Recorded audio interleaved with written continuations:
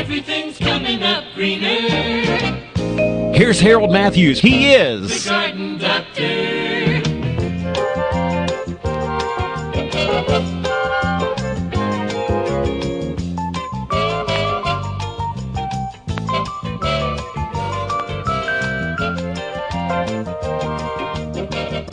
The Garden Doctor. Hello and welcome to the Garden Doctor Show in the month of July. What is the date? Do you know what the date is? I believe it's the 24th. 24th of July. And 23rd. 23rd. We're still in this oppressive heat. We're still in a drought. We've had a little bit of rain that's blown through. Most of it has blown either over or under us, so hasn't really done us any good. So we are still in some serious situation when it comes to the plants, the trees, the shrubs. But something that we don't often mention is the animals. It is very advantageous to keep your bird water or your bird bath full of water, and do clean them out on occasion. You want to scrub them out really good, because you can get bacteria in there. You can get all kinds of slimy things growing in your bird bath if you don't clean it out on occasion. And the birds really need it. As a matter of fact, it's a good idea to make a mud bath for the birds. They use it for building their nest. They use it for cleaning themselves, protecting themselves from lice and insects and so forth. And it's very beneficial for them to take a bath. So if you have an area in your lawn that you can dig a little depression or something, fill it up and make a mud bath for the birds. You will see them taking advantage of that, I guarantee I it. think that's a great idea. Maybe if we dig a big enough hole, you're going to go out there and take a mud bath with the birds and splash around a little bit? I'd take a snow bath. All right, take a mud bath too. Why not? Okay. And of course, you have to take a snow bath naked, so I'd have to take a mud bath naked. So. Well, of course, clean, clear, fresh, cold water is very important for all your animals.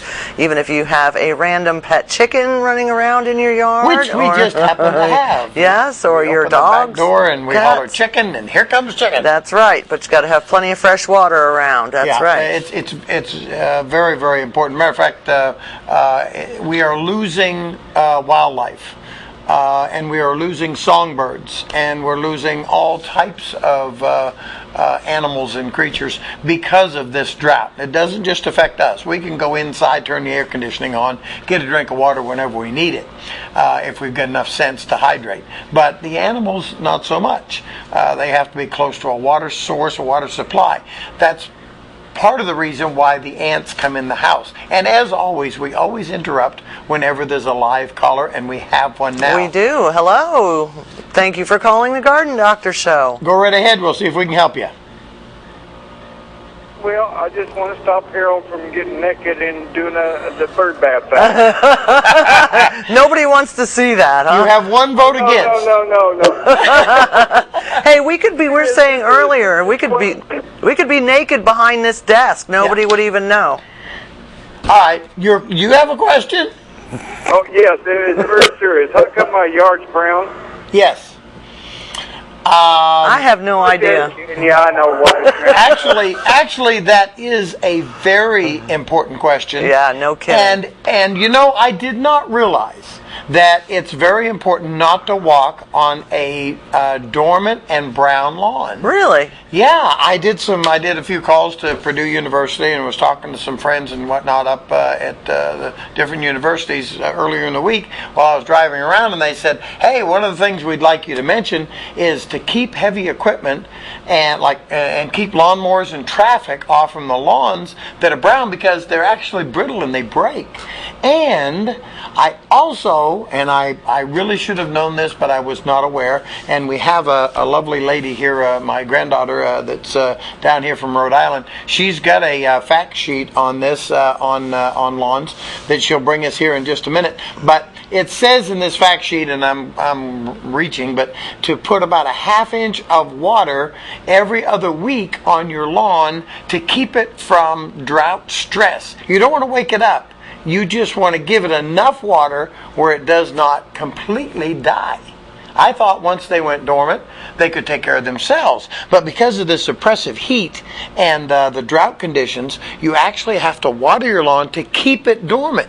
and not have damage. Well, I wondered the difference between dormant and dead, because I personally couldn't really tell the difference. I guess there's a fine line there, but not very much. Hey, have you got any painter at your house? I'm sorry? Do you have a paint? One of those air painters? Oh, you want me to paint my grass? Actually, there's a new process where they do paint your lawn green, and it is fabulous. It costs about $350 for a 5,000 square foot lawn. Oh boy, I can't wait, Harold. Yeah. Wait. Yeah. Well, I have a serious question. Go ahead. We transplanted a redbud tree. Okay. 4 years ago. Mm-hmm. It's gone through some hard times, and we've done a little praying and watering and fertilizing. But this year it had pods, pea pods on it. A redbud tree. Yes. That's because of the stress. Those are seed pods. A tree produces a great number of seeds, just like it looks almost exactly like the Kentucky coffee tree pods. Big, long bean pods looking things. Yeah. They will produce those in abundance when they think they're going to die. All plants produce heavy seed and fruit, especially when they think they're going to die. That is why it's a good idea not to care too much, not to give your fruit and vegetables, especially in the garden, the perfect amount of water and fertilizer. You want them to stress out every once in a while, because only by stressing them out and drying them out do they produce more blossom and more fruit. Now, we had talked about this one time before. We have this one maple tree that makes, millions and millions of maple seeds that have to be cleaned up every year.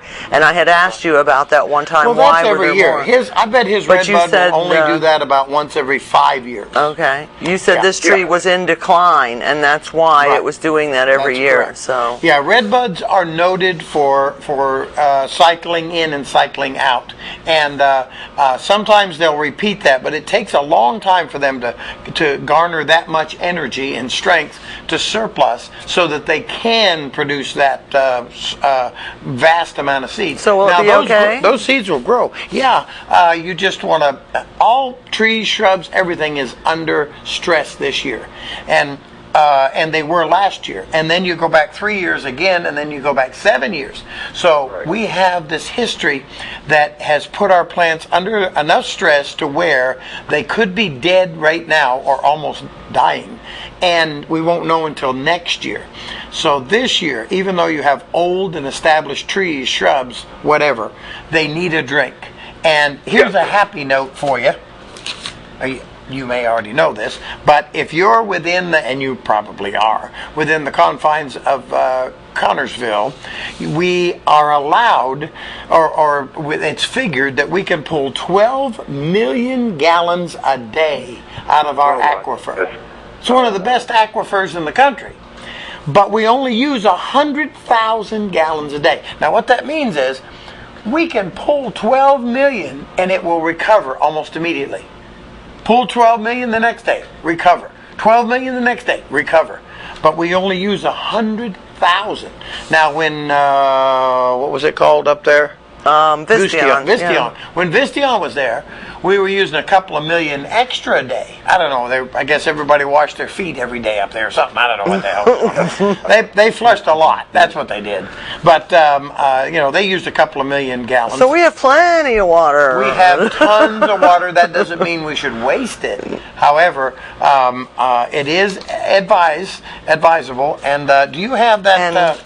Do you happen to have that one? The fact sheet from Ohio State. Yeah, from Ohio State, drought resistant. By the way, this is Rosalind, our granddaughter from New Hampshire, dear. Or from Rhode Island. I'm sorry. Yes, she lives is. almost in New Hampshire. But anyway, What do you say? Who was that? About time to have a pretty face on there. That was Rosalind, our granddaughter from from Rhode Island. Okay, cool. Bring her on. She came down to visit and stay with us for a couple of weeks. So we had a new face on the show. Hello, Rosalind.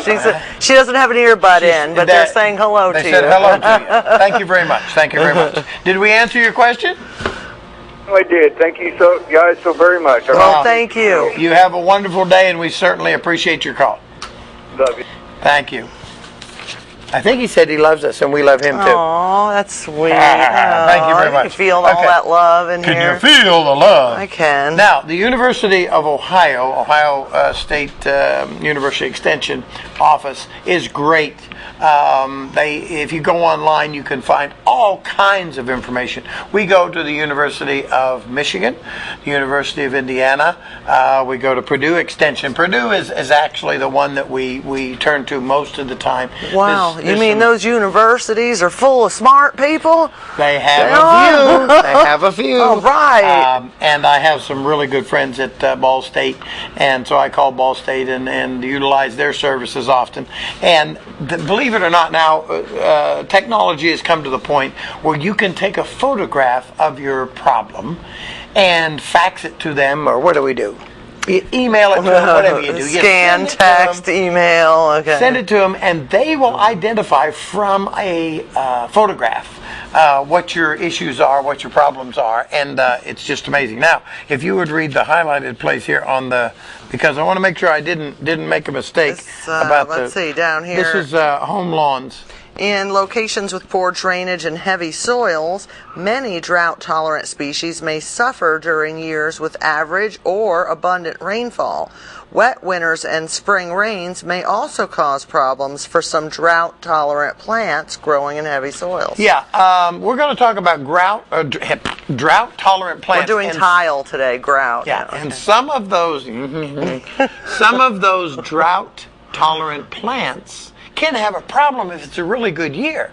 If you have a great year and we have an abundant or surplus I rain, see where and they you can go the plant other all way. drought-tolerant plants, you can have. They're actually being overwatered in a good year. they're actually being overwatered. And let's see if I have this. This one here This is the water zone. Yep. And we have another color. We go directly to the colors because you're the ones that are important. By the way, this is a live show. Call in, and when it's a recorded show and I say it's a live show, I don't really mean that. Okay, very good. All All right, you're on the air. You're on live with the Garden and Mrs. Garden Doctor. How can we help you? I was just wondering why all the weeds are so healthy green and everything else is dying. That's something I'd like to know because, boy, the weeds sure look good. Well, the weeds are healthy, and the logic there is they have not been hybrid to death, for one thing. We tend to hybrid our grasses so that they look good, but not necessarily so that they are as healthy as they should be naturally. Now, we've been turning in the other direction here lately with these new fescues. Fescue is a very, very good grass, but you want to use 3 or 4 different types of fescues when you're seeding your lawn. I've said this before, and always mow higher. Now, the weeds are healthy because they throw down a long taproot to begin with to find moisture as far away as 3 to 4 foot. Then, and you know that when you pull weeds, and I think this young man has pulled weeds I bet before. he has. I know I have pulled up Yeah, those I long have. dandelion roots. Yes, Have you you pulled a weed or two? Okay. When you pull those weeds, you can see that they have a long taproot. And then when you pull the plant that is beside that by mistake, that is not a weed, you will find that they have much shallower root structure. So a weed can survive and thrive where a normal or where a perennial, a hybrid plant, is not hybrid for what is underground, it's hybrid for what's above ground. So, and we do the same thing with food. We try to produce apples that are perfectly round that ship well, but not necessarily. Or the most that have beautiful strawberries you ever saw in the whole wide world, and you get them home no and they taste, taste like no cardboard. flavor whatsoever. Yeah, I hate that. And why are they green? The green is because of again the taproot. They're much hardier than most of the plants. Now there is a move here recently because we have the ability to clone and so forth like that. There is a movement here. I believe it's the University of Wisconsin, but I'm not really sure, that they are trying to produce a cross between the weeds that have the proper root structure and the plants that need that deeper root structure. We do it with roses. I was We just graft. thinking that they're all grafted onto a stronger root stock because their own is too delicate to survive. Right. And so we do graft those, and it's very efficient. But that's why they're greener. That's why they're healthier. And I want to tell you, I stopped by a roadside. I'm taking some outtakes now. We have a video camera we're trying to take out into the field. And bloopers too. And, Wait for that. Yeah, we're getting there. The first one that we videoed, we had bloopers. So. Blooper began the whole thing. Yeah. So, but I took I was going to take a video of this field, and here was this brown grass, and it was green in the middle of it. It was all locust trees. Young locust trees about this tall. It's the only thing green in this whole entire dead yard. Locust is an excellent plant, excellent tree for drought. Fantastic plant. Does an exceptional job. Did I answer your question? Yeah, you did. All right. Thank you very much for calling. We appreciate your call very, very much. I have a list that Rosalind just brought me of the plants that are drought resistant for home landscapers, and it is very much worth looking at this list because I don't think that we're going to face year of where we don't have a drought in some area of the country or in some part of Indiana. Mm-hmm. This list of plant material is very important for you to look up. Go to the library, go somewhere, find a list of the plants that are drought tolerant, and also find a list of the plants and be very, very careful what you select when you put a plant in. Make sure that you have the right environment for that plant so that you're not trying to force the plant to grow, because the more you can put the right plant in the right place, the better off you are to getting it to survive well. But this list of this is, I see, is trees and shrubs. I see some here. I do recognize the juniper, obviously the privet. Osage orange, which is not really used. Your local but you know, hedge. Osage orange I love Osage orange, but the fruit that it produces is kind of unusual and everything. Little brain Matter of fact, fruit. it looks like a brain. In my when my relatives came from New Hampshire, they took some home with them. Remember, they came down for some deer hunting. Oh, this is so great! They took home Osage orange. Yeah, they're pretty yucky later though in your suitcase. Japanese barberries. Barberries are excellent. I hate barberries. Well, look though, butterfly bush is on here. Butterfly bush is exceptional. It really does a fantastic job in dry season. Washington hawthorn, cotoneaster is excellent. Flowering quince, not so much. They have some problems. There's some new ones coming out though that are pretty nice. Kentucky coffee tree, privet, sumac you wouldn't want to grow. Then there's perennials that there's a whole long list. Now, and a pretty good one. That is a great list to look up for your drought-resistant plants and shrubs. It has also been a tough time for trees all over the place. We've got some information, and you can bring us our tough time for trees paper. There we go. Thank you. Our little assistant here bringing us our up-to-date news here.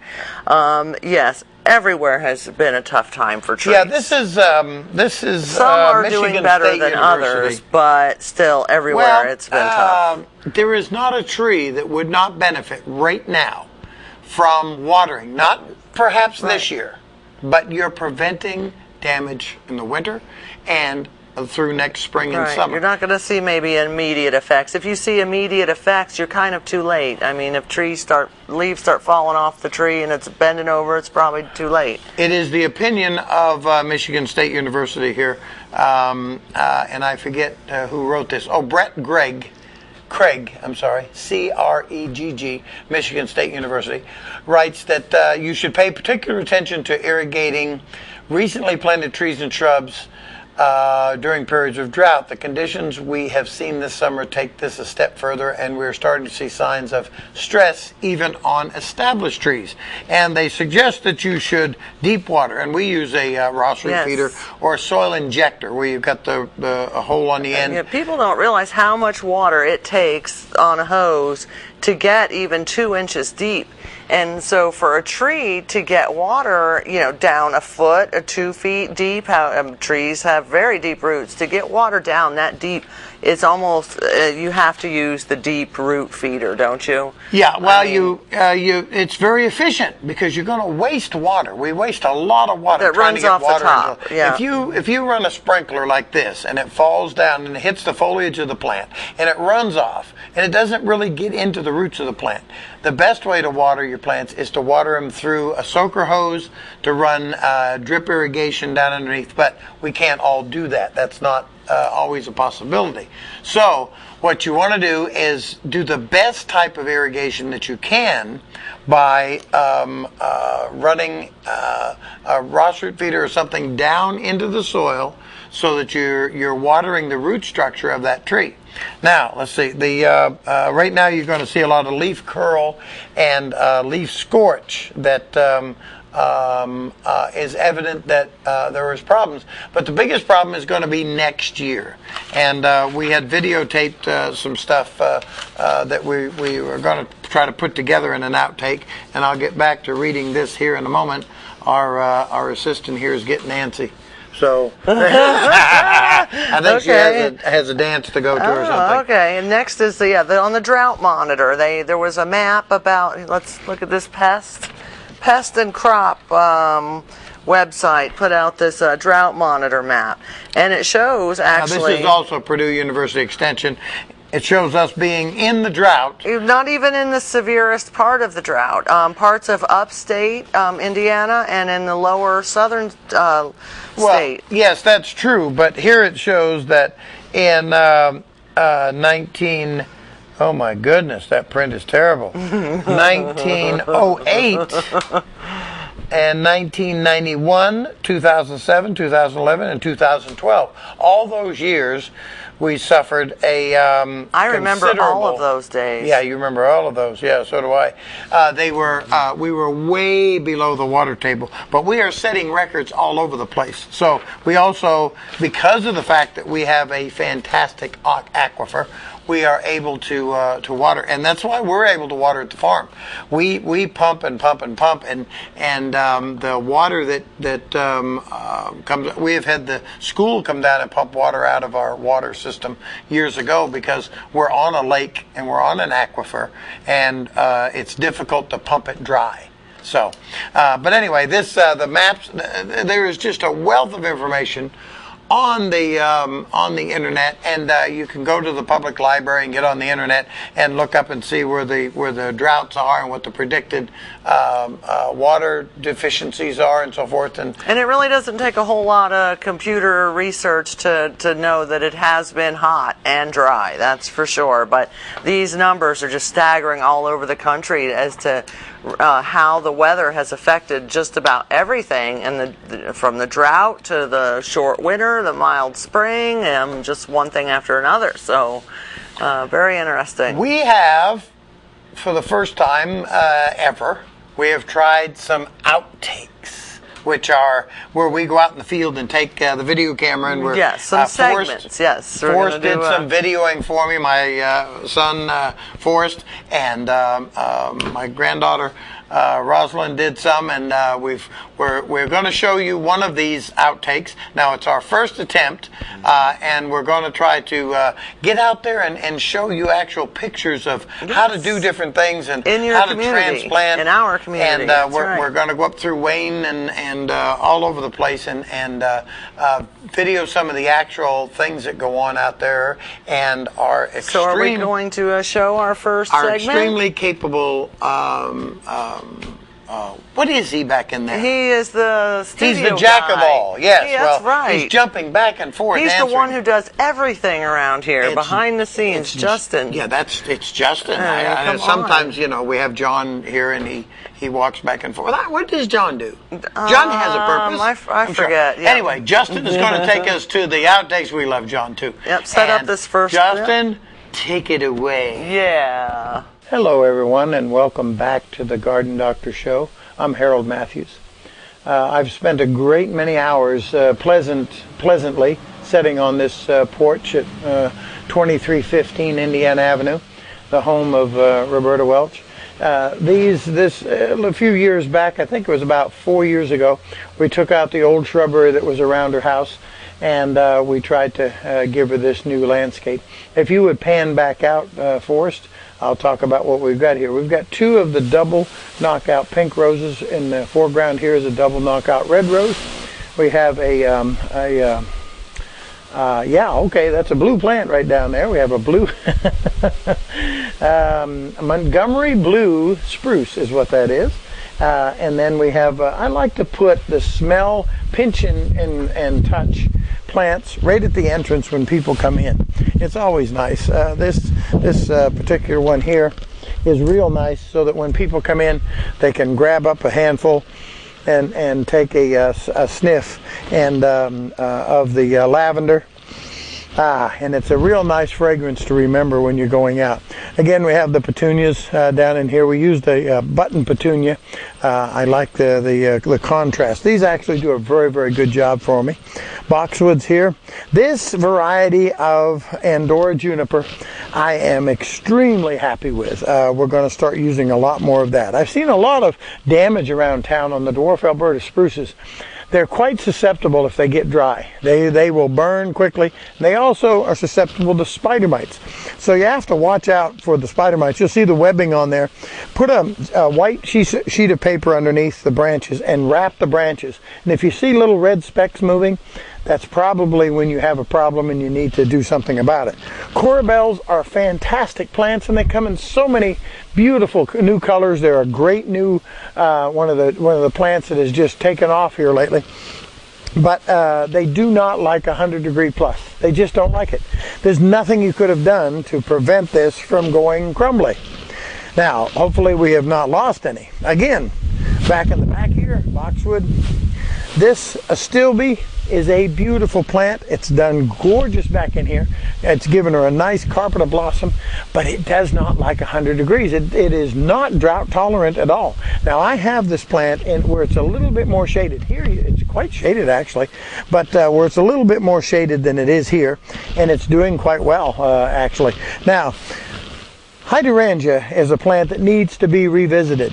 This one is Limelight. It is a fantastic plant.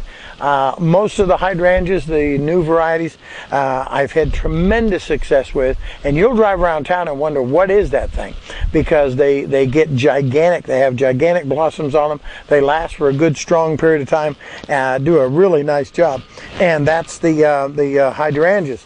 This Limelight here is complemented by a hibiscus over here, a little miniature hibiscus that ties in with the colors of the candy stripe petunias down here. And finally, we have a silver mound over in here, a nuisance plant, really a nuisance, but the color is beautiful on it. It's nice, soft, delicate foliage, does a really nice job of accenting and complementing, but you have to mow it off usually about the 4th of July in order to get it'll grow and be beautiful, and then it just looks terrible, and you just cut it off and let it come back, and it'll be gorgeous.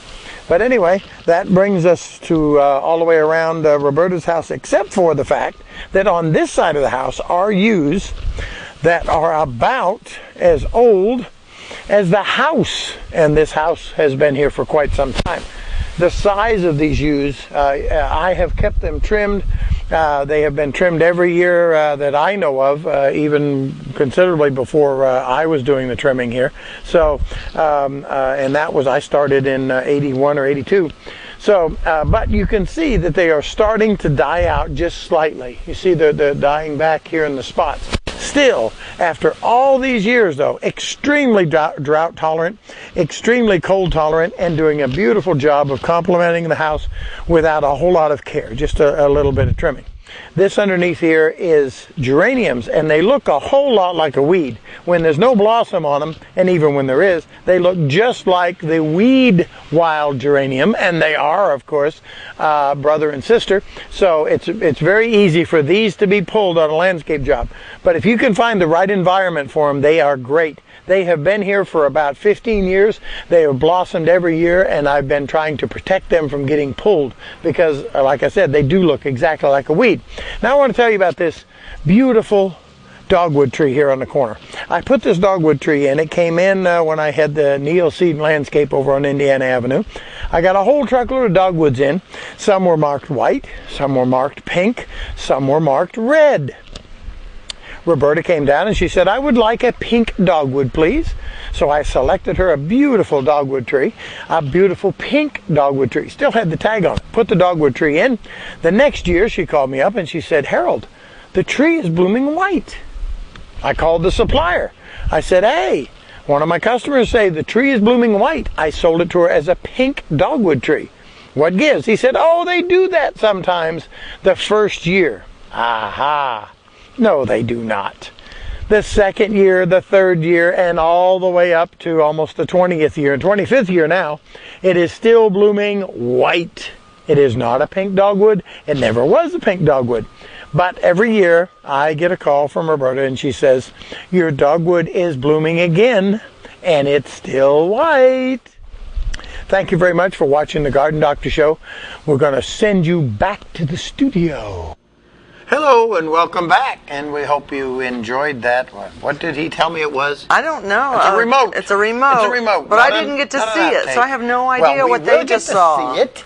Jeez. Okay. Well, during the break that we had while you were watching the remote, he got a drink of water.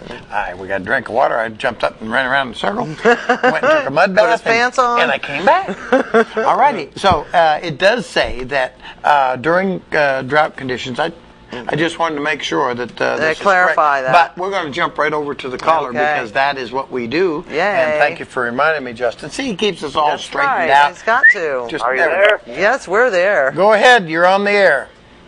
This is Dale. I just want to call and say hi. Hey, Well, what's going hello, on, Dale. How are you? How are you? What's going on? This is it. This is what we're up to. Did you see Roz? She's here visiting. She's on the show. Thank you with very us much today. for your call. Yes. I think he's gone. Well, he did call in, though. He call called in and said hi. And we cut you right off. Are you still off. there, Dale? You guys still there? Yes. Okay. Well, I'm not watching it. I can't watch it. Oh, that's right. He can't see. Well, we have Rosalind with us from Rhode Island. She's been helping us, being our assistant here today. So, having a good time and a good show, and we're glad to hear your voice. You know, we have a lot of people. Granddaughter? Yep. She's here. Granddaughter from Rhode Island. She come from the cool weather to the hot weather, huh? You know what? It's pretty hot out there, too. The Northeast and where our family is, yes, out east. I just talked to my mother. She said it was 96 in New Hampshire, and she said, we can't stand it up here. And they really can't. They don't know what to do with the heat up They're there. used to freezing cold weather. Most of the time in the winter, yes. As a matter of fact, that brings up one of the subjects that we wanted to talk about, and that was bears. My aunt is having a major problem with a big black bear. There's a 300-plus pound black bear that's coming down and tearing up their dumpster and ripping it apart, pushing it down the road. Steel. Yeah, and broke into my cousin's garage, got into the breezeway up at my uncle's place, and it's very destructive. A 300-pound bear and dangerous, I would think. Can move about 1,500 pounds with their arm. 1,500 pounds, one arm. So you put two arms together, you can pick my And the law won't let up. you do anything about it until it is bear hunting season. Which is October the 1st. Well, yeah, I'm going to... Guess what he wants to do. But I just really, I'm only, if I have to, I will take the bear. But I really, there's another bear up there I want to hunt. I don't like to just hunt nuisance. That's not hunting. It's removing a nuisance. But it has to be done because it's a dangerous animal. But we have a paper on that over there, Roz, if you'd bring it to us. And Dale, we certainly appreciate your call. We appreciate the fact that some of the people that can't get the show, cannot get it live, are actually going to the trouble to go and get a copy of the show. They used to get it down at the library. Is that about the bears, Roz? There you go. Thank you very much. She brought me the paper. They now I think they're just going to friends' houses and seeing if they can watch it on the reruns, which is reruns for a little bit. So, well, we appreciate your call very much, and wanted to let you know that grandson there is pulling the weeds. What's his name? Bryce is doing an exceptional job. He really is. Bryce is really doing an exceptional job, and we're very happy to have him with us this summer. It's my grandson and also new worker Rebecca. She's done a nice job for us.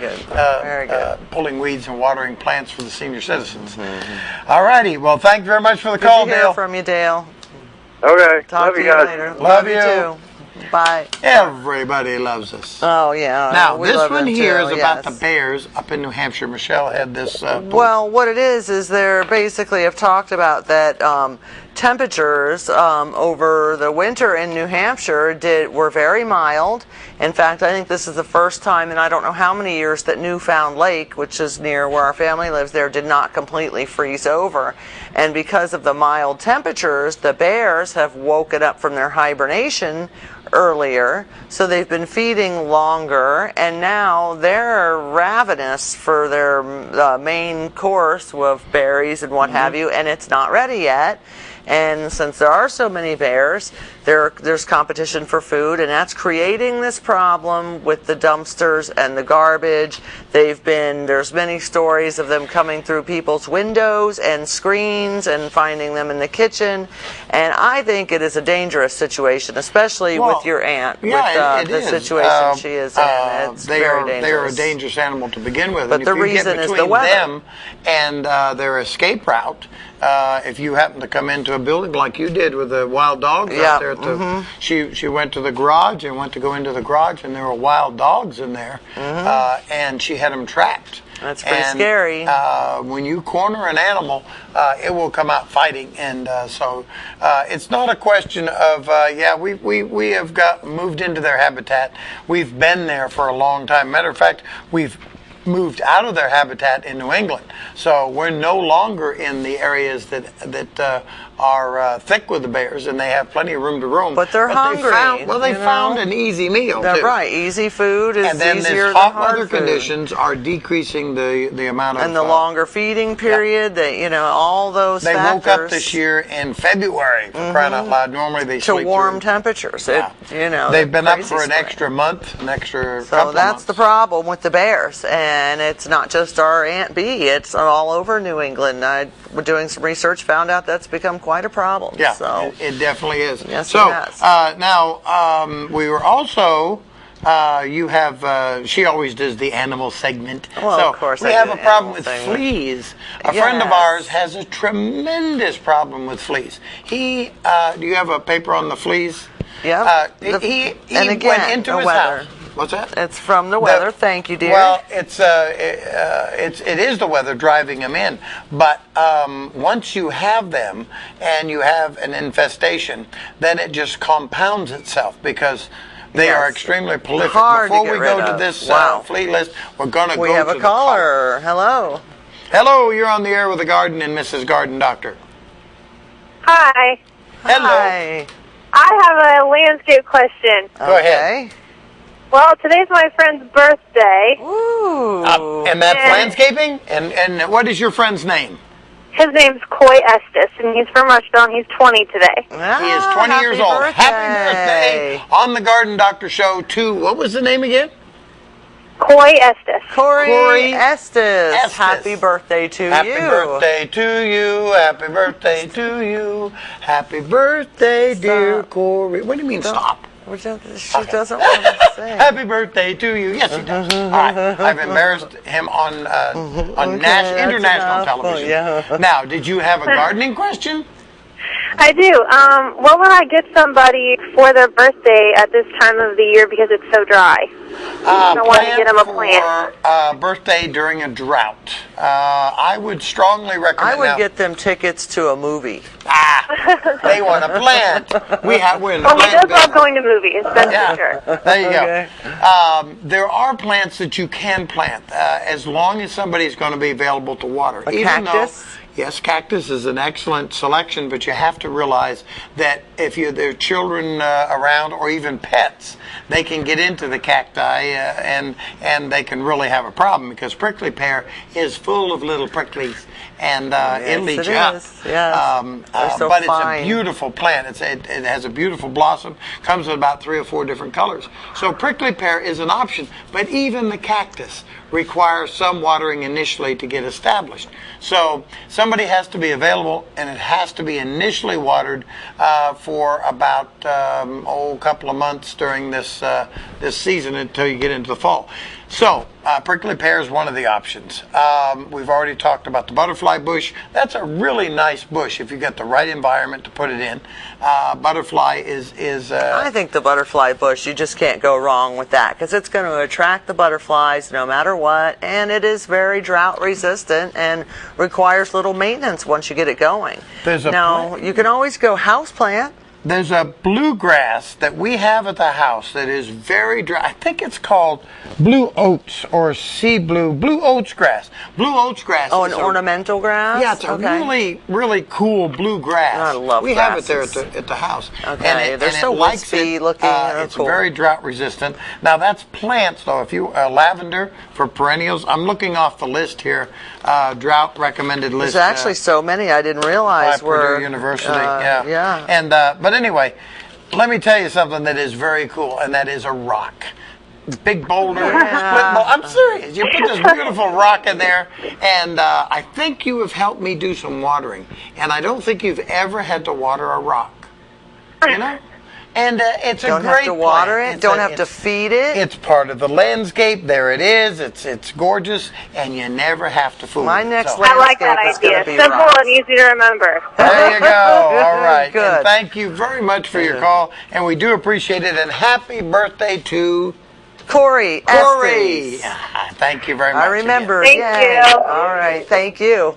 Thank you. Bye. Again. All right. Now you were Now- we were on the subject. Well, of, again, and it kind of, you hate to keep harping on the drought and the conditions, we're in but the drought. and we've voiced our opinion, I guess, in the past on global warming and believing that to be a very it's for real and true Yeah, it's thing. I've been saying it's for real since '95. And whether or not human beings are the cause of it, or they are. We're the acceleration. right, or however lit you the want to fuse. look at it, it's here, it's real, it is what it is. And again, the reason why we're having so many problems with fleas on our animals is, again, the drought. The fleas are not only looking for blood, they're a blood-sucking creature, but it's the liquid as well. And the drought conditions will drive them to look for more liquid conditions. Really? And then when you don't have a hard winter, you don't freeze them off and kill them every year. That's, the whole thing with bugs again. So We're going to interrupt what we're doing here and go directly good, because to I a hate caller. fleas. All right. You're on the air with the Garden Doctor and Mrs. Garden Doctor. What can we do for you? Hi. Yes. Hello? Hello? Anybody home? He's working on it. No, I can hear him way in the background. You got him, Justin? You got him, but I can't hear the question. All we hear is an echo. We're going to move right along here, and Justin's going to try to get that. And while you're on hold, do. We were talking about the fleas. All I'm getting, Justin, is loud sound. Okay, so the fleas, when He's ready? are you there?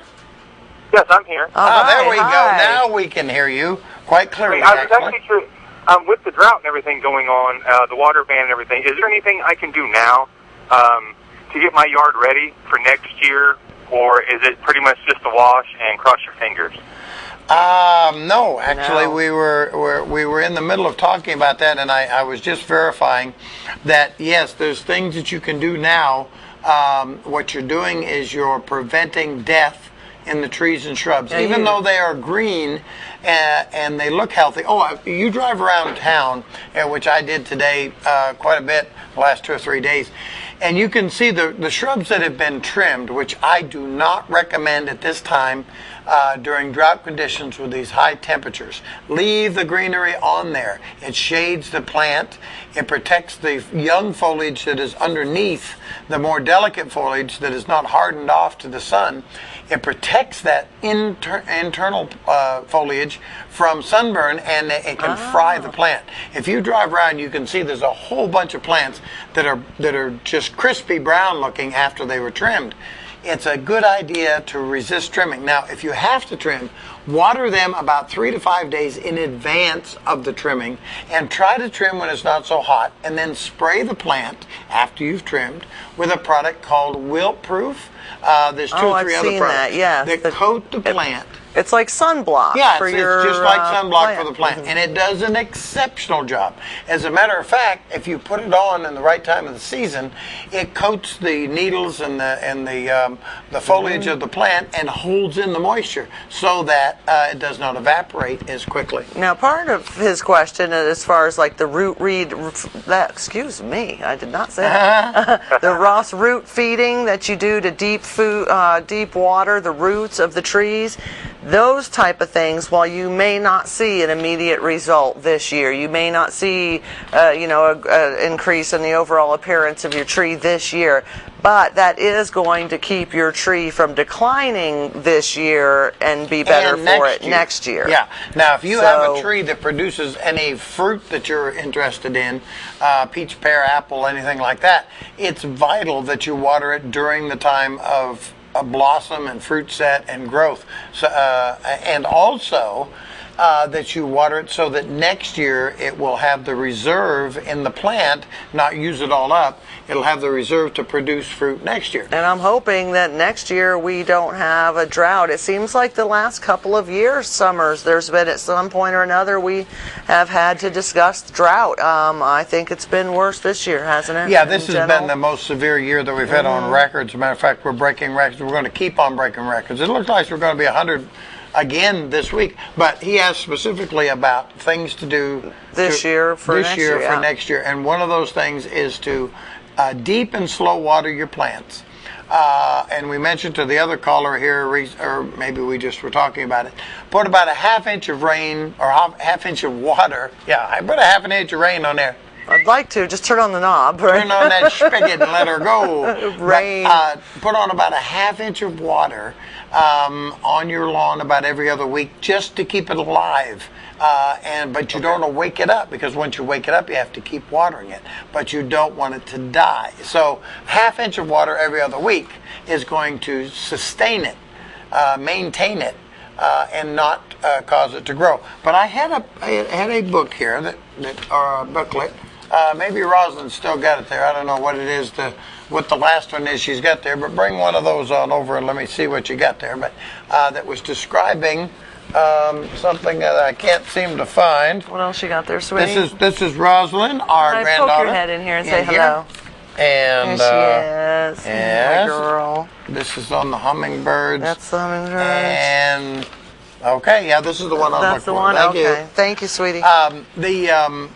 What you can do this year is, we should have done it last year as well, is to water the plants in July and August. Deep water and slow water them so that they will draw their root structure as deep as possible and not promote surface roots by fan sprinkling or just watering the surface, because that can really be a major problem. Okay. All right. Anything else we can answer for you? Oh, no, that'll do it. I love the show, guys. Thank you very much. All right. Well, thank you for calling in. We sincerely that. appreciate it, and we know there's a lot of people trying to avoid the heat, and apparently they're indoors this week. Yay, we like that. And we're getting calls for that. Now, there's you were talking about the fleas. Were you all done there? Or well, yeah, pretty much. And again, we know why that dogs have, fleas, and I am a big advocate for the products that you put on once a month, the ones that you get from your veterinarian, apply between the shoulder blades. The ones at Walmart and the dollar store don't work. I've tried them all. Get the good stuff. It's worth your money. Between using that on my pets and vacuuming, actually, and it's not so much that you're sucking up fleas or ticks, what have you.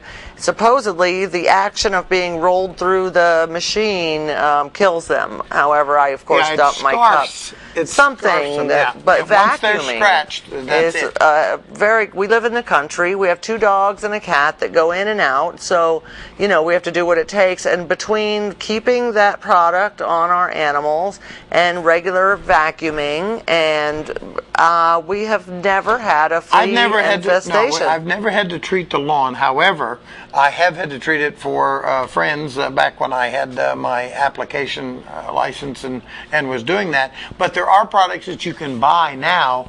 You don't have to have an applicator's license that you can use to apply yourself.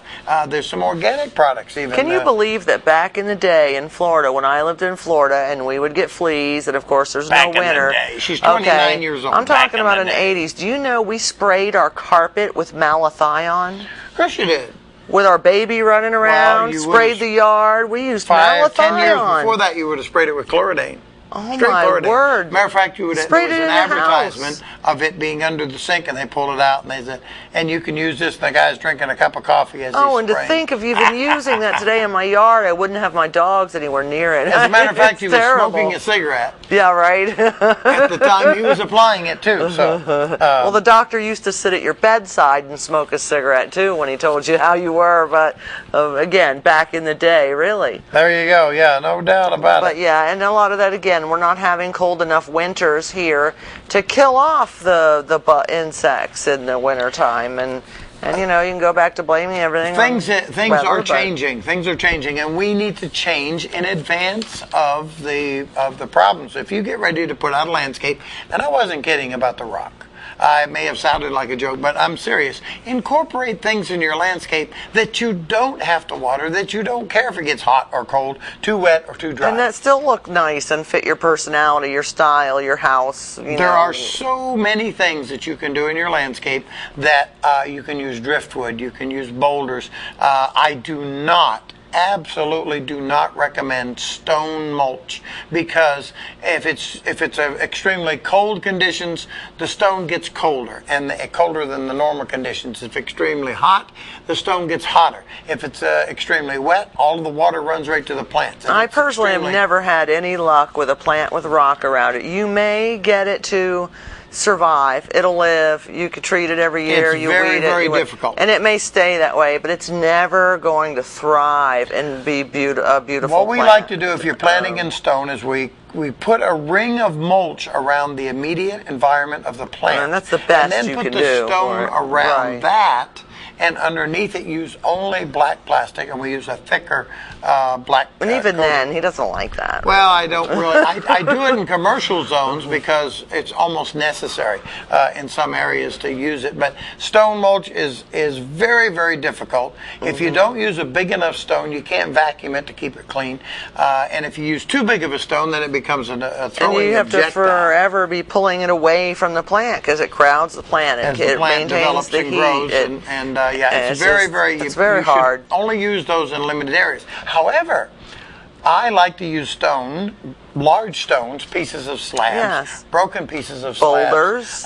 like we used over here at Yarian's at the corner. half-cut boulders and different like types of things. and natural benches and boulders and things like that, and over at Bud Whipple's, the entrance stones that are broken that look a lot like the cornerstones down in, Yes. in Laurel. You can use stones, driftwoods, like an old hitch stone with the and ring in you- it. Yeah, and you can use stone mulched areas to break up the landscape like a ground cover. And then you can also use ground covers that will ultimately carpet over the mulch and just eliminate, like myrtles. I'm not too crazy about ivy. Ivy crawls up in the plants. You got to cut it back. You got to keep it away from it. It can be really a nuisance. I have used Virginia winter creeper, and I really like the myrtle. But this region is blessed with the most beautiful limestone deposits. The local quarries that where you can get limestone rocks and everything. This area has such beautiful limestone. A lot of it with fossils, fossiliferous limestone, that you can incorporate limestone and stone into your landscape in so many ways without having broken rock up And against the plants. It So definitely decreases your maintenance. more original. Definitely. It's native to the area. It looks like it belongs here. It's Hibiscus awesome. is an exceptional plant because it doesn't come on until late. It does its thing. It blooms and does all of its things, and then it goes to rest. Daylilies are a really good Low addition. maintenance. Low maintenance. They come. They give you a blossom, another blossom, another blossom, and even if they brown down, even if they have a bad season where it's extremely They're coming dry, back. They're coming back. Just cut 'em They off. do. They'll be fine as long as they're not in stone mulch. And there are even varieties, when I was doing my research about the 50 or so varieties that I grow myself, there are some varieties that are more drought resistant than others, because I never saw many daylilies in Florida. because they can't take Well, that because heat they day don't and like night, I that, suppose, the burn down. soil too. The soil is difficult. But for there them was to- one, and I actually grow that one that I heard of that in hotter temperatures or in drought. Lavender, wasn't it? It's called Prairie Blue Eyes. Prairie Blue Eyes, yeah. And it literally is, it's almost a blue. I know you see a lot of pinks, purples, whatever, but it has a blue hue to it. Beautiful plant. And we have. it's very drought and I'm heat hoping we resistant. can bring you some of these outtakes. What are they called? Oh, our little segments. Segments, outbursts. He can't remember the word again. Going sideways. You know, Anyway. when we drift off to Never Never Land for a little while. We can bring you some of those pictures. What's it called? Remote. There you go. Thank you, Rosalind. Bring you some of the remotes from and show you Different some of the plant from material. remote locations, hence the word. Okay, from remote locations, other I still places. think they're outtakes. Instead of just Not bloopers.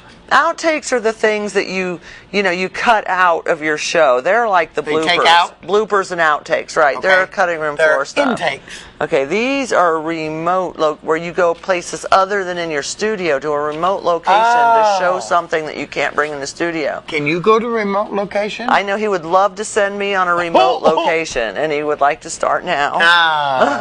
No, we stay right here. Okay, I'll say, this is a remote one I keep. location. This is Okay. a keeper. Okay. All right. The questions about drought, we could not possibly answer all of the questions that came in.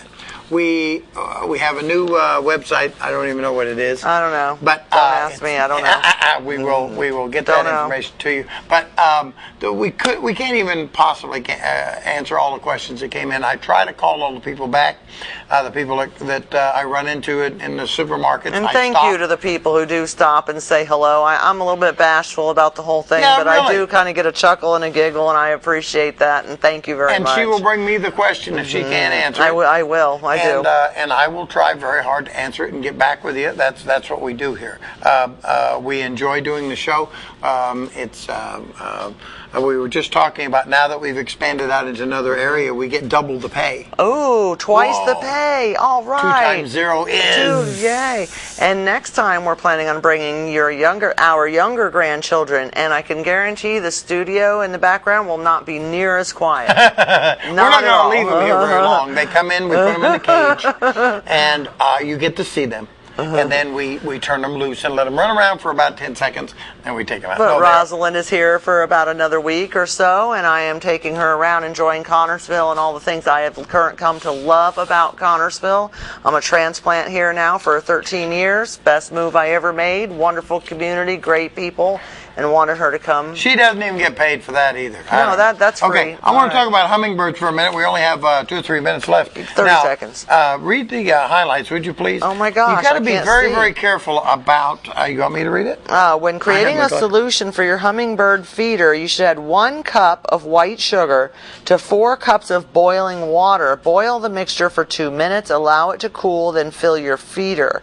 This ratio approximates the sugar content of flower nectar, and boiling the water extends the life of the solution. But take care, lengthy boiling will create a syrup. It may be refrigerated for up to 3 weeks. Now, I was always told never to use white sugar, but I see now why the boiling, because it breaks it down. Right. Okay. And it's very, very clear. But wash that hummingbird feeder Make first. it clean. Scrub that darn and thing take it out. apart if you can. I thought mine was Take so it clean. He unscrewed the bottom and it was full of black gook. I didn't even know it was It was there. full of ants, is what it was full of dead ants. I didn't know it was black gooky, gook. dead ants. Okay, but you got to scrub these things out, put them back together, especially at the beginning. Yeah, of but the 1 season. cup white sugar, 4 cups boiling water. Boil it for 2 minutes. After the boiling water, after you've added it in, boil it for 2 minutes, then take it out and chill it. And do not use honey. And no, it says do not use honey because honey can actually spoil. It ferments, and that creates bacteria. So honey is actually a bad thing. But it says here that they're only a few hours away every day from starvation because they have limited reserves. So if you put out the feeders, especially in this drought, it actually is going to be beneficial to the species itself. It's as important right now to put a water out for the birds as it is to feed the birds. Some of the birds have if they've located in your area and they're going to have a nest, and Yes. you fed them, attracted them there, they built a nest because you were feeding them. Then keep and feeding if you them. suddenly quit feeding Yes. them, they've got a problem. They're depending They will- on you. they will Definitely crash depending on on you. out. Okay, we want to thank everybody that called in, Thank everybody you. that's out there watching us, everybody that's supporting the show. Thank you, and Rosalind, calling for in to being our TV3. assistant. Thank you, Rosalind. And thank you very much for putting up with the two of us, and then we're adding the third. Yep, If you and have any more. questions, stop us. And as we always- love you all. Thank you very much, and see you next time. Hi, Dad.